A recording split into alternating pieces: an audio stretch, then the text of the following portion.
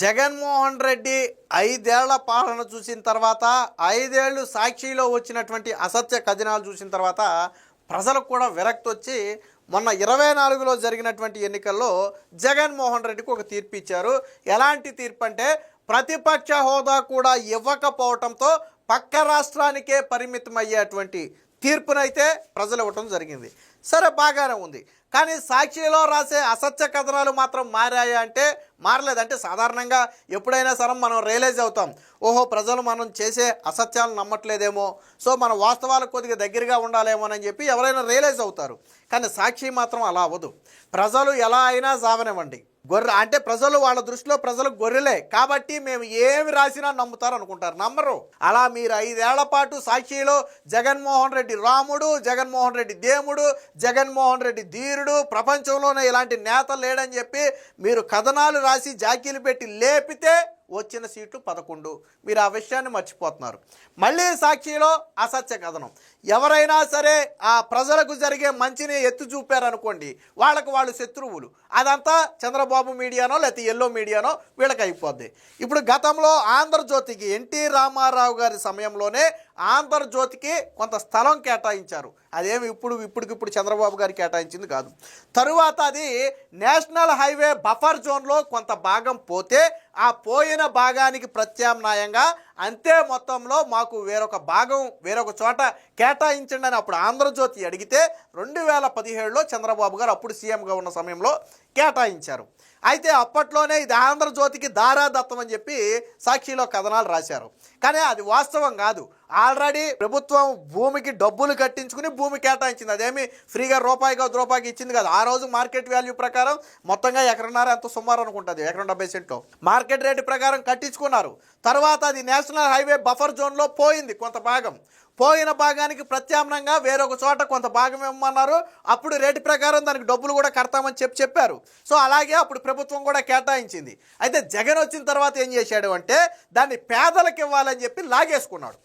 ఏదైతే పోయిన భాగానికి ప్రత్యామ్నాయంగా వెనకనే ఆనుకుని మరికొంత భాగాన్ని ప్రభుత్వం కేటాయించిందో దాన్ని పేదలకు ఇవ్వాలంటే జగన్మోహన్ రెడ్డికి ఆంధ్రజ్యోతికి ఇచ్చిన 70 సెంట్లే పేదలకు ఇవ్వడానికి కనపడింది తప్ప రాష్ట్రంలో ఎక్కడా భూమి కనపడాల. లేకపోతే అమరావతి కోసం చంద్రబాబు సేకరించిన దాంట్లోనే పేదలకు ఇళ్ళు ఇస్తాడు, భూములు ఇస్తాడు తప్ప ఆయన ఎక్కడా సేకరించి ఇవ్వలేడు. అంత సత్తు ఆయనకి లేదు. ఎందుకంటే ఆయన 1 సెంటు విశాఖలో భూసేకరణ ప్రయత్నం చేశాడు రాజధాని పేరుతో. ఎవడు దేకల సొంత పార్టీ కార్యకర్తలు కూడా సభలు పెడితే వెళ్ళిపోయారు భూమి మేము ఇవ్వమని. ఎందుకంటే అప్పటికి అమరావతి రైతుల దుస్థితాడు చూసి భయం వేసింది. సో జగన్మోహన్ రెడ్డి ఎకరం సేకరించలేడు. రాష్ట్రంలో ఎక్కడా లేనట్టు ఆంధ్రజ్యోతికి కేటాయించిన భూమే కావాలంట అని ఆ పేరుతో లాక్కున్నాడు. నిన్న కూడా సాక్షిలో ఒక అచ్చోసిన కథను రాశాడు. వాస్తవానికి దీనికి చెంప చెల్లుమనే కౌంటర్ ఆల్రెడీ ఆంధ్రజ్యోతి మొన్న ఇచ్చింది. అయితే మళ్ళీ అప్పుడు నోరి బెగల్లా ఒక 15 రోజులు గ్యాప్ తీసుకుని తర్వాత మళ్ళీ ఒక చిన్న బొక్క పట్టుకుని వచ్చి రాద్ధాంతం చేసే ప్రయత్నం చేశారు. దానికి కూడా మళ్ళీ ఆంధ్రజ్యోతి చెంప చెల్లుమనే సమాధానం ఇచ్చింది. వాస్తవం ఏంటంటే 2017లో కోర్టుకు వెళ్ళింది ఆంధ్రజ్యోతి. ఎప్పుడైతే జగన్మోహన్ రెడ్డి కేటాయించిన భూమిని లాగేసుకున్నాడో ఆంధ్రజ్యోతి కోర్టుకు వెళ్తే అది విచారణ సాగుతూ కూటమి ప్రభుత్వం వచ్చిన తర్వాత ఫైనల్ తీర్పు వచ్చింది. ఏమని? జగన్మోహన్ రెడ్డి కోర్టుకు వెళ్ళింది. సో పోయిన భూమికి ప్రత్యామ్నాయంగా భూమి కేటాయించడం తప్పు కాదు. సో ఆ భూమిని అక్రమంగా అంటే ప్రభుత్వం వెనక్కి తీసుకోవడం కరెక్ట్ కాదు. తిరిగి ఆ భూమిని ఆంధ్రజ్యోతికి అప్పగించండి అని చెప్పింది. అప్పుడు ప్రభుత్వాలతో కోర్టుకి సంబంధం లేదు. జగన్ తీసుకున్నాడు. కోర్టు ఏం చెప్పిందంటే విచారణ తర్వాత ఆ భూమికి వాళ్ళకి అనర్హతలు ఉన్నాయి, వాళ్ళు యాజ్ పర్ రూల్స్ ప్రకారం డబ్బులు కట్టి మరి భూమి తీసుకున్నారు కాబట్టి ఆ భూమిని వెనక్కి తీసుకోవడం కుదరదు, ఆంధ్రజ్యోతికే ఇవ్వాలి అని చెబితే కోర్టు తీర్పు వచ్చిన 13 నెలలకు ఫైనల్ ఆర్డర్స్ ఇచ్చి అంటే ఏడాది తరువాత ఆంధ్రజ్యోతికి ఆ భూమిని ఇచ్చారు. కానీ ఈ కథ అంతా చెప్పరిళ్ళు. అసలు ఆంధ్రజ్యోతికి ఎప్పుడో కేటాయించిన భూమి అని, దాంట్లో బఫర్ జోన్లో పోతే దానికి సంబంధించిన భూమిని ప్రభుత్వం కేటాయిస్తే జగన్మోహన్ రెడ్డి కోర్టుకి వెళ్తే కోర్టు కొట్టేసి మళ్ళీ ఇచ్చేయమన్నదని ఇవేవి చెప్పరాళ్ళు. చెప్పకుండా ఆంధ్రజ్యోతికి దారాదత్తం, అచ్చోసిన కథనం ఆంధ్రజ్యోతికి దారాదత్తం. అసలు విషయాలన్నీ మరుగునే. పైగా మార్కెట్ రేటు ప్రకారం వాళ్ళు అన్ని ట్యాక్సులు కూడా కట్టారు ప్రభుత్వానికి. అప్పుడున్నటువంటి రేటు ప్రకారం కట్టి తీసుకున్నారు. అదేమి అప్పనంగా కూడా తీసుకోలే. కానీ ఇవన్నీ దాచిపెట్టి ఇప్పుడు జీవీఎంసీ ఆ అనుమతి లేకుండానే దాచి ఇచ్చేశారని చెప్పి జీవీఎంసీ అనుమతులే మార్చేశారని చెప్పి ఒక అచ్చోసిన ఆంబోతు కథనాన్ని ప్రదర్శించింది. దానికి కూడా వాళ్ళు చెంపచెల్లుమనేటట్టు జీవీఎంసీ అప్రూవల్తో సహా ఇతర ఆధారాలన్నీ కూడా మళ్ళీ ప్రచురించి ఒక వార్తని అంటే వాళ్ళు ప్రతిసారి బురద జల్లుతుంటే వీళ్ళు కడుక్కుంటూ ఉండాలి. సాక్షిది కానీ జగన్మోహన్ రెడ్డి కానీ నైజం ఒకటే, మనం ముందు బురద చల్లాలి, తర్వాత ఆడు తుడుచుకునే లోపు అది మొత్తం చుట్టూ తిరిగి వచ్చేది. ఫర్ ఎగ్జాంపుల్ గతంలో పింక్ డైమండ్ లేదు, కానీ బురద జల్లితే ఏమైంది, అది వైరల్గా మారింది. నిజమేనేమో అనుకున్నారు. తర్వాత జగన్ వచ్చిన తర్వాతే అసలు పింక్ డైమండ్ లేదని కోర్టుకు చెప్పాడు. కట్ చేస్తే కమ్మడి ఎస్పీలు అన్నాడు, కానీ అందులో ఉన్నది 6 కమ్మడి ఎస్పీలు, అంతకంటే 8 మంది రెడ్డి డిఎస్పీలు ఉన్నారు 32 మందిలో. అది తప్పుడు కథనమే. తర్వాత జగన్మోహన్ రెడ్డి హయాంలోనే అసెంబ్లీ సాక్షిగా అడిగిన ప్రశ్నకు సమాధానం ఇచ్చారు, మొత్తం కమ్మడి ఎస్పీలు కాదు అని.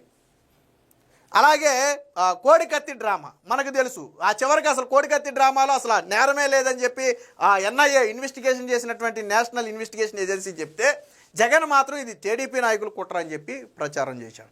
వివేకానంద బాబాయిని చంపింది సొంత కుటుంబం వాళ్ళు, కాపాడింది జగన్మోహన్ రెడ్డిని. ఇప్పుడు సిబిఐ చెప్తే అప్పుడు చంద్రబాబు నాయుడు మీద నరాసుర రక్త చరిత్ర అని రాశాడు. అంటే జగన్మోహన్ రెడ్డి నైజం ఏంటంటే బురద చల్లటం.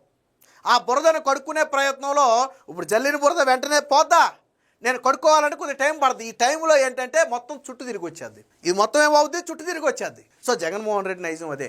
ఇక్కడ కూడా ఆంధ్రజ్యోతి మీద ముందు బురద జల్లేస్తే ఆడు కడుక్కోవడానికి సమయం పడుతుంది. ఇంతలో చంద్రబాబు నాయుడు ఆంధ్రజ్యోతికి కట్టబెట్టేసాడు. ఎందుకంటే ఇది చంద్రబాబు నాయుడు అనుకూల మీడియా అని అందరూ అనుకుంటారు కాబట్టి మనం ముందు బురద జల్లేద్దాం. ఇది జగన్మోహన్ రెడ్డి నైజం, భారతీరెడ్డి నైజం. వీళ్ళు పత్రికా విలువల గురించి మాట్లాడతారు. సో వార్త ఒకటి వచ్చింది, ఒకసారి చూద్దాం. కళ్ళున్న కొబ్బోది యాక్చి జగన్ రోత పత్రిక మరొక నీచ కథనం. భూ కేటాయింపు పునరుద్ధరణపై అక్షరాల వికారం. జీవీఎంసీ ఆమోదం లేదంటూ ఆంధ్రజ్యోతిపై అక్కసు. వాయిదాను తిరస్కరణగా వక్రీకరణ. తీర్మానాన్ని ఆమోదించిన చూడలేని గుడ్డితనం అని చెప్పి వాళ్ళు ఆంధ్రజ్యోతికి భూ కేటాయింపు పునరుద్ధరణపై జీవీఎంసీ కౌన్సిల్ తీర్మానంపై తహసీల్దార్కు జీవీఎంసీ జోనల్ కమిషనర్ పంపినటువంటి సమాచారం ఇది. వాయిదా వేసినట్లుగా జీవీఎంసీ పౌర బంధాల అధికారి పెట్టిన సందేశాన్ని తిరస్కరించినట్టుగా మార్చిన సాక్షి రోత పత్రిక. ఇది సాక్షిలో వచ్చినటువంటి కథనం ఇది. సో ఇక్కడ వాయిదా వేయడం అనేది అంటే గతంలో దీని మీద ఒక అబ్జెక్షన్ రైజ్ అయిన నేపథ్యంలో దీన్ని వాయిదా వేస్తున్నామని చెబితే సాక్షిలో మాత్రం తిరస్కరించినట్లు రాశాడు. చూడండి, ఇక్కడ అజెండా 87వ అంశాన్ని మేయర్ తిరస్కరించినట్లుగా జీవీఎంసీ పిఆర్ఓ పంపిన మెసేజ్ అత్యవసర టేబుల్ అజెండా అని చెప్పి ఇక్కడ ఒక తప్పుడు కథనాన్ని సాక్షి ప్రచురించి. అంటే వాయిదాకి తిరస్కరణకు తేడా తెలియదు వీళ్ళకి. తిరస్కరణ అంటే పూర్తిగా దాన్ని అక్కడితో క్లోజ్ చేసేయటం, వాయిదా అంటే అది జరుగుతున్న నేపథ్యంలో కొంతకాలం దాన్ని హోల్డ్ చేయటం, అంటే ఏదైనా అబ్జెక్షన్స్ కావచ్చు ఇంకోటి కావచ్చు వచ్చిన నేపథ్యంలో. కానీ వాస్తవానికి జీవీఎంసీ ఆల్రెడీ దీని మీద ఒక తీర్మానం చేసింది, దానికి సంబంధించిన ప్రతే ఇది. సో ఇలాగ ఉంటుంది అనమాట. ఎంతసేపు బురద జల్లాలన్న ఆత్రం ఆరాటమే, అసలు నిజం ఏంటని తెలుసుకోదు, నిజాలు తెలిసినా చెప్పదు. యాక్చి అని జనం చేదరించుకుంటున్నా సాక్షి నైజం మాత్రం మారదు. ఆంధ్రజ్యోతికి భూ నజరానా అని జగన్ రోతపత్రికలో గత అక్షర విలాసం ప్రదర్శించిన సంగతి తెలిసిందే. అది చంద్రబాబు ఇచ్చిన నజరానా కాదని హైకోర్టు ఉత్తర్వుల ప్రకారం చట్టబద్ధంగా తీసుకున్న నిర్ణయమని ఆంధ్రజ్యోతి గత నెల 21న సవివరణమైన కథనం ప్రచురించింది. రోతపత్రిక రాసిన అబద్ధాలు, అచ్చోసిన అవాక్కులకు తేదీలు ఆధారాలతో సహా పాఠకుల ముందు పెట్టింది. దీంతో రోత పత్రిక నోరు పెగల్లేదు. తరువాత కొంతకాలం గ్యాప్ తీసుకుని మళ్ళీ ఈ ఆదివారం నాడు తన వికృత చేష్టను ప్రదర్శించింది. దానికి సంబంధించిన కంటిన్యూషన్ చూద్దాం. కళ్ళున్న కొబోది తరహాలో మరో పిచ్చి కథనాన్ని ప్రచురించింది. గ్రేటర్ విశాఖ మున్సిపల్ కమిషనర్ ఆమోదం లేకుండానే భూ కేటాయింపు జరిగిపోయిందని వాపోయింది. అది 1986లో అప్పటి ఎన్టీఆర్ ప్రభుత్వం ఆంధ్రజ్యోతికి కేటాయించిన భూమి. అయితే జాతీయ రహదారి కోసం అందులో భూమిని తీసుకున్నారు. ఏళ్ల తరబడి సాగిన ఉత్తర ప్రత్యుత్తరాలు, హైకోర్టు ఉత్తర్వుల తర్వాత అదే భూమికి ఆనుకుని వెనుక వైపు అంతే విస్తీర్ణంలో 2017లో ప్రభుత్వం భూమి కేటాయించింది. అది కూడా హక్కు పరిహారంగా ఇవ్వాల్సిన ఈ భూమికి మార్కెట్ ధర వసూలు చేసిందంటే 2017 ధర ప్రకారం ఎంతైతే ఉందో అంత కూడా వసూలు చేసింది ఆంధ్రజ్యోతి నుంచి. సో ఆ విషయం కూడా చాలా స్పష్టంగా ఉంది. అయితే ఆంధ్రజ్యోతిని వేధించడమే లక్ష్యంగా పెట్టుకున్న జగన్ తాను అధికారంలోకి రాగానే మొత్తం భూ కేటాయింపు రద్దు చేశాడు. హైకోర్టు ఆదేశాలను లెక్క చేయలేదు. చివరికి హైకోర్టు ఆదేశాల మేరకు ప్రస్తుతం ఆంధ్రజ్యోతికి భూ కేటాయింపులు పునరుద్ధరించింది. ఇది నజరానా అని ఏడుపుగొట్టు రాతలు రాసిన యాక్చి పత్రిక ఇప్పుడు జీవీఎంసీ ఆమోదం లేకుండా కేబినెట్ భూ కేటాయింపు జరిగినట్టుగా మళ్ళీ ఏడ్చింది. బేభత్సమైన సూల శోధన చేసి కొత్త విషయాన్ని వెలుగులోకి తెచ్చినట్టుగా బిల్డప్ ఇచ్చింది. ఇది అబద్ధపు బురద జల్లుడు యాక్చి కథనమే. ఎందుకంటే భూ కేటాయింపు పునరుద్ధరణకు జీవీఎంసీ జీవీఎంసీ కౌన్సిల్ ఆమోదం ఉంది. ఇది అక్షరాల నిజం. 2025 ఆగస్టు 25న జీవీఎంసీ కౌన్సిల్ తీర్మానం 1097 చేసింది. ఇదే విషయాన్ని జీవీఎంసీ జోనల్ కమిషనర్ స్థానిక తహసీల్దార్కు అధికారికంగా కూడా తెలిపారు. కొన్ని అంశాలపై సభ్యులు అభ్యంతరాలు లేవనెప్పినప్పుడు వాటిపై స్పష్టత ఇవ్వలేని పరిస్థితి ఉంటే అజెండాలో సదరు అంశాన్ని వాయిదా వేయటం సహజం. ఆంధ్రజ్యోతి భూ కేటాయింపుల పునరుద్ధరణపై కూడా అదే జరిగింది. ఓ సభ్యుడు దీనిపై ప్రశ్నలు లేవనెత్తడంతో ఈ అంశాన్ని వాయిదా వేశారు. అజెండాలో ఈ అంశాన్ని వాయిదా వేయడం అనేది అంటూ జీవీఎంసీ పౌర సంబంధాల అధికారి చెప్పారంటూ సాక్షి ఆదివారం చిత్రాన్ని ప్రచురించింది. దాని కిందేమో తిరస్కరిస్తూ పిఆర్ఓ పంపిన మెసేజ్ అని రాసింది. వాయిదా వేయటానికి తిరస్కరించడానికి మధ్య తేడా కూడా తెలియని రోత పత్రికకు అధికారులు కోర్టు ఆదేశాలను చూపిస్తూ వాస్తవ పరిస్థితులు వివరించడంతో సభ్యులు వెనక్కి తగ్గారు. దీంతో సదరు తీర్మానాన్ని కౌన్సిల్ ఆమోదించిందంటే సరే, వాళ్ళు పెట్టిన అది కూడా తర్వాత అయిపోయింది ఆల్రెడీ. అప్పుడు వాయిదా వేశారు, ఎవరో అబ్జెక్షన్ లేపారు, దాన్ని తాత్కాలికంగా వాయిదా వేశారు. ఆ తర్వాత దాన్ని కూడా కోర్టు ఆదేశాలను ఆ వాస్తవ పరిస్థితులను వివరించడంతో ఎవరైతే అభ్యంతరం లేవనెత్తారో వాళ్ళే వెనక్కి తగ్గారు. తర్వాత దాని ఆమోదం కూడా అయిపోయింది. ఈ విషయం సాక్షికి తెలుసు, ఆమోదం జరిగిందని సాక్షికి తెలుసు. కానీ దాన్ని మార్చేశారా, తీర్మానాలనే మార్చేశారా అని చెప్పి మళ్ళీ ఎదవ రోతపత్రిక మళ్ళీ ఇక్కడ ఇంకా జీవీఎంసీలో తీర్మానాన్ని మార్చారా అంటూ రోతపత్రిక మరొక పిచ్చి సందేహాన్ని లేవనెత్తింది. గత ఆగస్టులో చేసిన తీర్మానాన్ని మార్చేస్తే ఇంకా సభ్యులకు తెలియకుండా ఉంటుందా? జీవీఎంసీలో వైసీపీ సభ్యులు కూడా ఉన్నారు కదా, వారు నిలదీయకుండా ఉంటారా? భూ కేటాయింపు పునరుద్ధరిస్తూ 2025 ఆగస్టు 25న కౌన్సిల్ ఆమోదించడం నిజం. ఆ తర్వాత 4 నెలలకు కానీ దాని జీవో వెలువడలేదు. అధికార యంత్రాంగం ప్రతి దశలో ప్రతి చిన్న అంశాన్ని పరిశీలించి స్పష్టత తీసుకున్న తరువాతే ఫైలు కదిపింది. నిజానికి ఆ భూమి జీవీఎంసీది కూడా కాదు, కానీ స్థానిక సంస్థగా కౌన్సిల్లో తీర్మానం చేయటం లాంఛనప్రాయం. రెవెన్యూ హౌసింగ్ బోర్డు ఆమోదం, తరువాత కేబినెట్ ఆమోదించడమే కీలకం.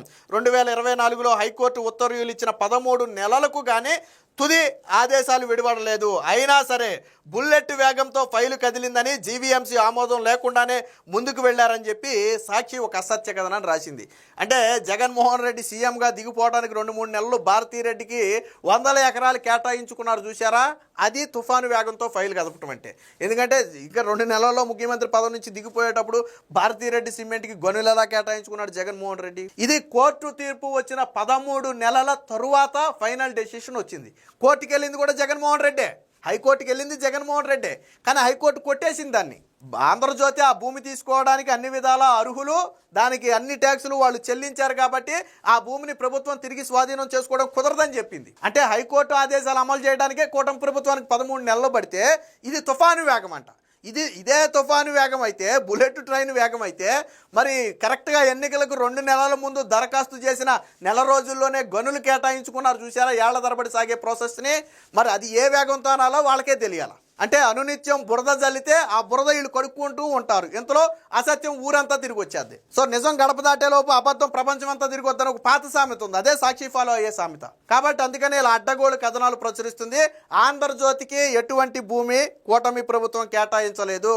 2017లో కేటాయించిన దాన్ని జగన్ రద్దు చేస్తే మళ్ళీ ఆంధ్రజ్యోతి కోర్టుకెళ్ళి తెచ్చుకున్నటువంటి భూమే ఆ భూమి తప్ప కూటమి ప్రభుత్వం ఇచ్చింది కాదు. సాక్షిలో వచ్చే ఇలాంటి రోత కథనాలను, అసత్య కథనాలను ప్రజలు నమ్మొద్దని మనవి.